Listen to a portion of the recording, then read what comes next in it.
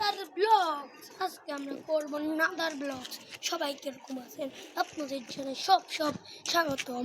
আপনাদের আজকে দেখাবো আমাদের এই রানীগঞ্জ ভাষায় কী রকম পরিবেশ ক্যামেরাম্যান এখন আমার সাথে দেখাই আপনাদের কীরকম পরিবেশ হয়ে গেছে আমাদের রানীগঞ্জ ভাষায়।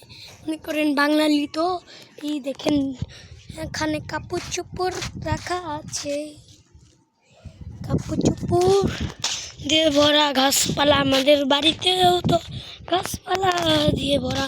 আমাদের বাড়িতে সব আমের জিনিস, খাওয়ানোর জিনিস, আর ও বাড়িতে গাছপালার জিনিস। আমাদের এখন দেখতেই পাচ্ছেন এখান দিক দিয়ে গর্ত করেছে।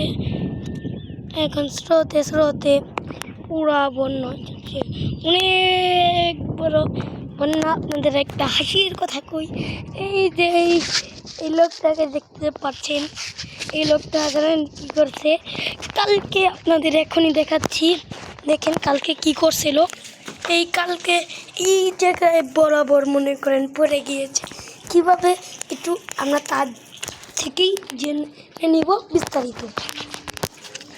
আমাদের সাথে আছে টিভি। আপনিই বলেন এখান থেকে কিভাবে পড়ছেন? সময়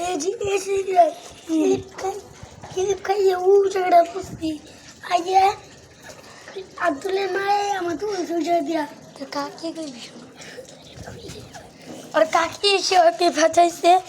ওই জায়গা পড়ে গিয়েছিল বেচারি, মনে করেন ফুম করে আমাকে পানি পেতে নতুন আসেনি, আমি নিজে দাঁড়াচ্ছে পিছলা খেয়ে পড়েছিল। তার কাকি এসে তাকে বাঁচাইছে। আপনারা দেখতেই পাচ্ছেন ওখানে একটা মাচা আছে, ওই যে মাচাটাও ডুবে গিয়েছে। এত পানির স্রোত আপনাদের বোঝাতে পারছি না। এখানে একটা ডিম পড়ে আছে কুমিরের।